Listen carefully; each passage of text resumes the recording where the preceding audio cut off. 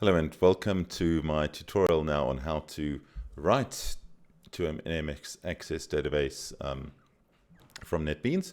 It's extraordinarily similar to reading. I mean, the real reason it's two videos is because I forgot to put it on at the end of the last video and I didn't feel like editing them together.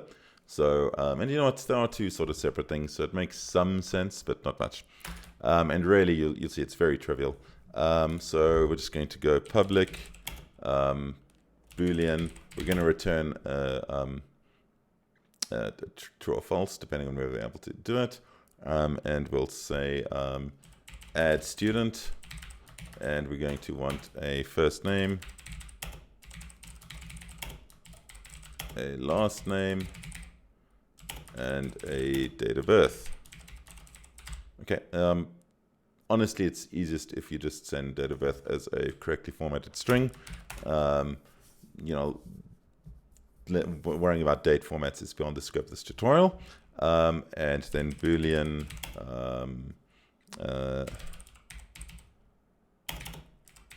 success equals true. And we'll just make it false in the catch if it didn't work out. And so we'll go try. Once again, we create a statement.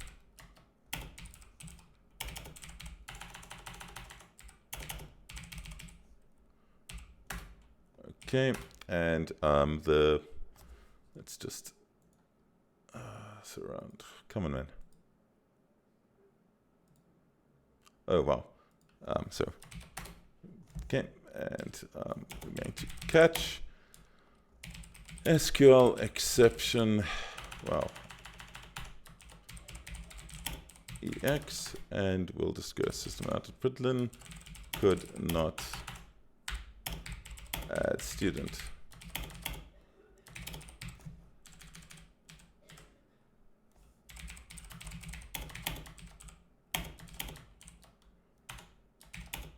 For some reason, it adds a couple of students and then fails on the last ones. It might be quite nice to, you know, just return the student name as well. And somewhere I'm missing.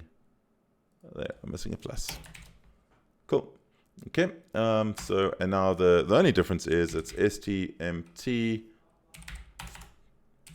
dot execute update this time instead of executing a query.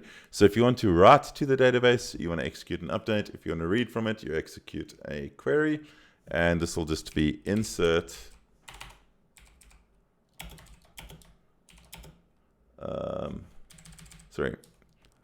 into TVL student. We're going to be inserting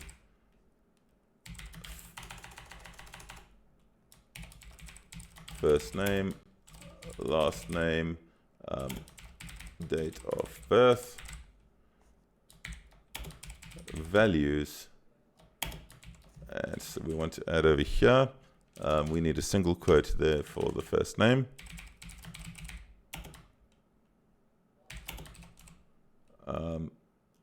Then close the quote, comma, open quote. Want to add last name plus I want a close quote, comma, and then I don't need quotes around the date of birth. I need a hashtag birth plus hashtag. And I'm almost positive, in fact, that I didn't type that out correctly. So what, in fact, before I even do that, I'm just going to quickly print it out and check that I have actually got that correct. So let's do that. Let's paste that there. So let's get rid of that. I don't care about printing out stuff. Let's just go db dot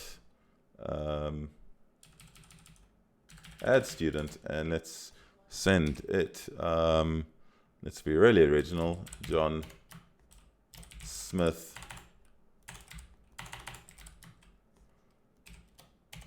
who is born on 2020/03/15, which is the date I'm recording this. Let's print that out. And of course, we've got a mistake somewhere. We don't need that. missing, oh wow, missing a return statement. Oh wow, I want to return success. Oh, sorry, and over here, just if we do get an exception, let's make success equal to false. If we do throw an exception, we'll catch an exception. Cool. Let's run that. And of course, there's an error somewhere. I am unable to type tonight. Okay, so that's insert into TVL students, first name, last name, date of birth, values, and there I can see I'm missing a closed bracket, so let's put that closed bracket in.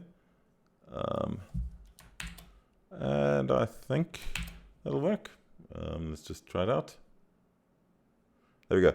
What I suggest is and then you can sort of copy and paste this into Access, see if it works.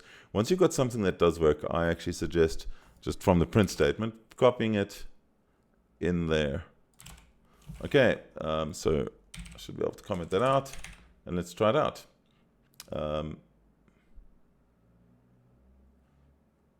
And we don't have TVL student.